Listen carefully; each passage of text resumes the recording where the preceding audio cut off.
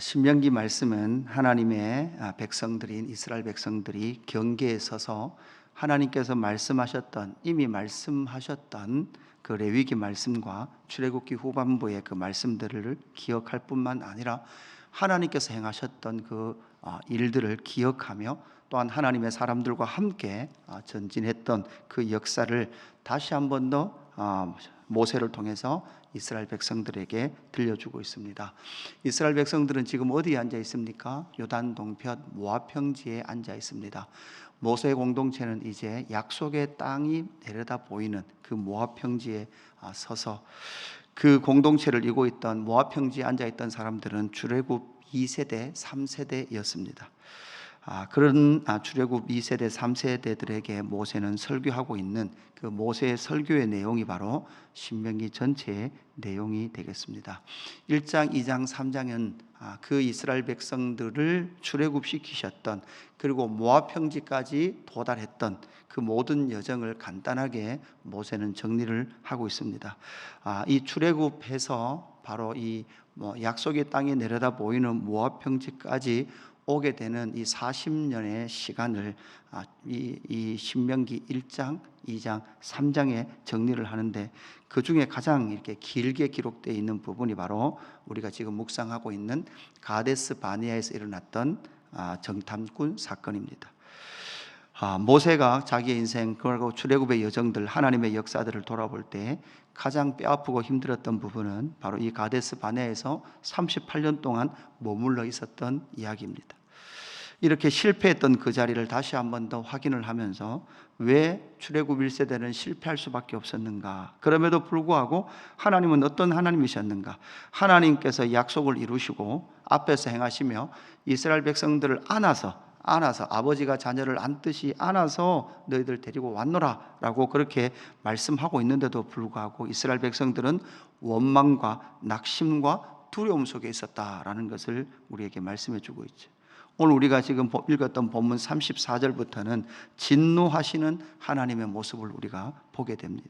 진노하시는 하나님, 하나님의 진노. 하나님의 진노는 어디에서 시작됩니까? 결국 이스라엘 백성들은 누굽니까? 하나님의 이름과 거의 동일시, 하나님의 존재와 동일시 여길 만큼 이스라엘을 사랑하시고 내 자식이다, 내 아들들이다 라고 말할 만큼 그렇게 말하고 있는, 불림을 받는 이스라엘 백성들의 그 불순종 앞에 하나님은 진노하고 계셨다라는 것을 우리는 기억을 해야 합니다. 우리는 민수기 14장으로 가보면 민수기 14장에 이 가데스 바네아를 사건을 설명하면서 이스라엘 백성들이 정탐꾼이 정탐하고 나서 40일 동안 정탐하고 나서 돌아와서 그들에게 들려준 말은 어떤 말이었습니까? 그 땅은 정말 젖과 꿀이 흐르는 땅이다 라는 것과 반대로 문제는 무엇입니까? 그 땅에 거인들이 있다라는 거죠. 네피림이 있다라는 거죠.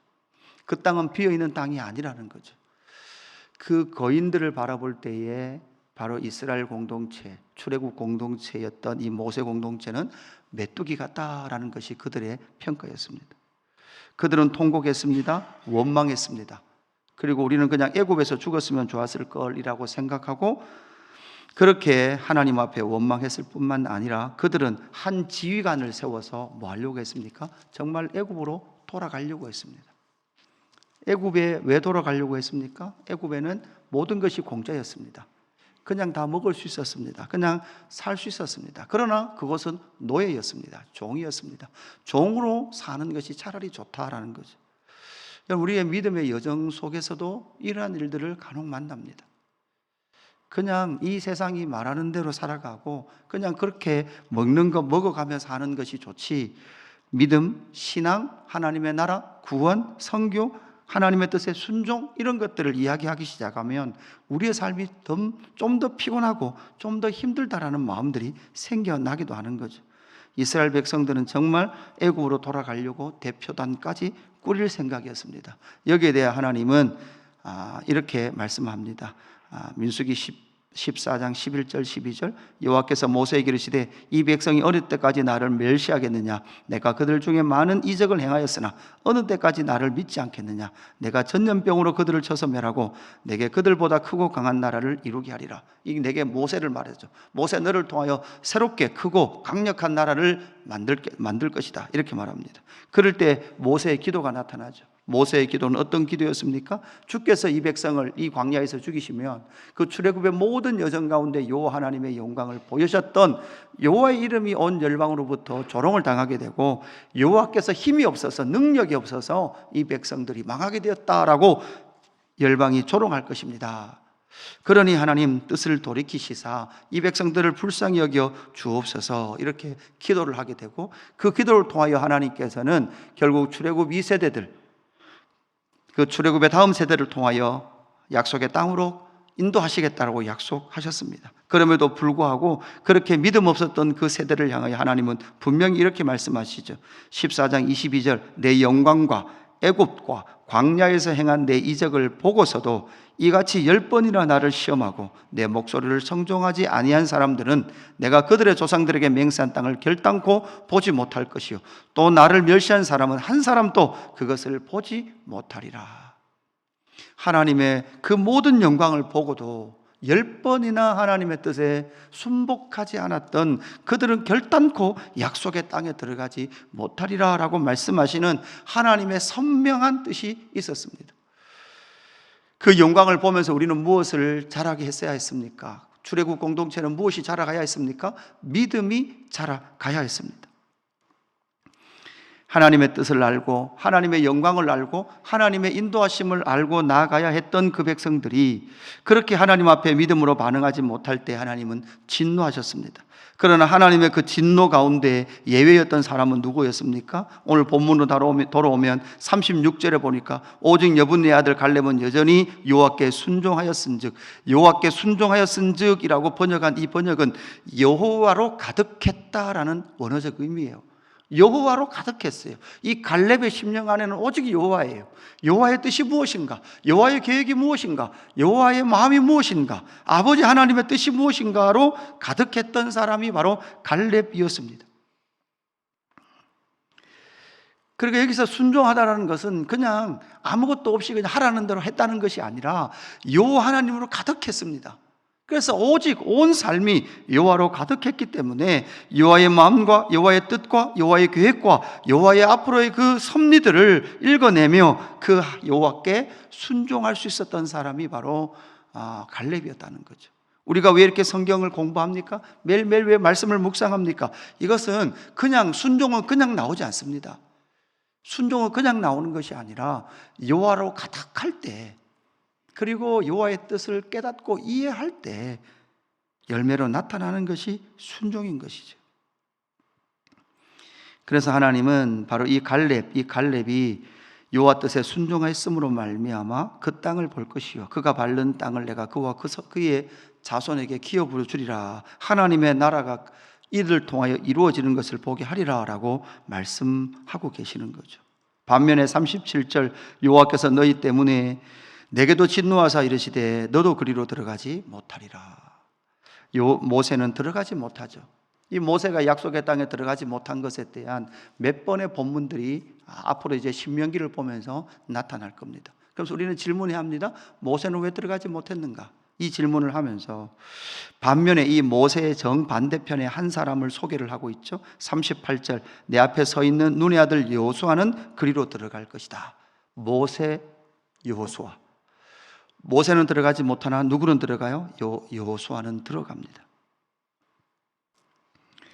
이 여호수아는 앞으로 나타날 다음 세대 공동체의 리더입니다. 그리고 이제는 약속의 땅에 들어가서 전쟁을 치러서 그 땅을 차지할 군대 장관으로서의 여호수아의 모습을 보게 되는 거죠. 우리는 알고 있습니다. 이 여호수아는 발음은 예수아입니다.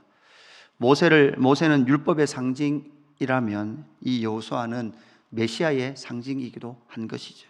그 여호수아를 통하여 이제는 약속의 땅에 들어갈 것이고 그 약속의 땅에 들어갈 사람들이 이 여호수아와 누가 붙어 있습니까? 누가 연합되어 있습니까? 39절에 보면 이렇게 말하죠. 또 너희가 사로잡히려 하던 너희의 아이들과 당시의 선악을 분별하지 못하던 너희의 자녀들도 그리로 들어갈 것이다, 이렇게 말씀하고 있죠. 여호수아와 누가 연합되어 있는가 하면 바로 출애굽 2세대들, 분별하지 못했던 어린 아이들, 그들이 그 출애굽의 다음 세대들이 바로 여호수아와 함께 연합되어 있다는 것을 우리는 보게 되는 것입니다. 결국은 믿음 없는 세대, 그 메뚜기 세대들은 역사 속으로 사라질 겁니다. 그러나 이제는 여호수아와 묶여 있는 이들, 여호수아와 함께 연합되어 있는 이들이 약속의 땅에 들어가서 하나님의 나라를 그 땅 가운데 세우시겠다라고 말씀하고 있는 거죠.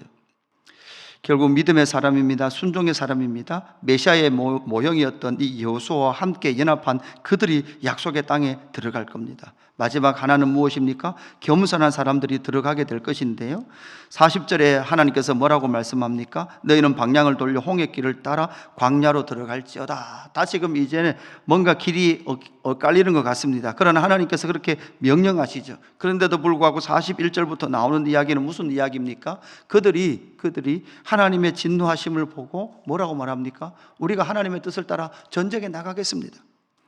여기에서 하나님의 뜻에 부합하지 않는, 하나님께서 다른 계획을 세우셨음에도 불구하고 옛 계획을 붙들고 있는 그 사람들, 믿음 없었던 그 사람들이 41절 후반절에 보니까 각각 무기를 가지고 경솔히 산지로 올라갔다, 이렇게 말하죠. 경솔합니다. 하나님의 뜻과 하나님의 계획과 하나님의 섭리를 읽어내지 못하고 경솔히 그렇게 행하는 거죠.